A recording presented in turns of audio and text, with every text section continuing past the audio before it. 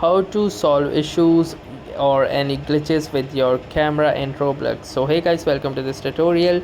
In this tutorial I'll be guiding you through the steps on how you can fix glitches with your camera in Roblox. So if you are facing any issues with your camera in any particular experience, try rejoining that particular experience, or even try relaunching your Roblox application. If that does not work, simply tap and hold on to the app icon, go to app info and enter app info, click on to force stop, and then try relaunching on your Roblox application. Even if that does not work, go to permissions, and from permissions make sure that the necessary permissions are allowed, and also go to storage usage, and from here click on clear cache, and once it shows 0 byte, you can try relaunching the app again.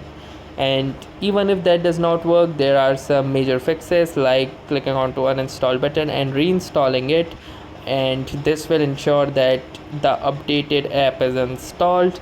And also you can try updating your device firmware if updates are available, and also rebooting your device, and hopefully one of the methods will work for you. So that was all for this tutorial. Thanks for watching and have a nice day.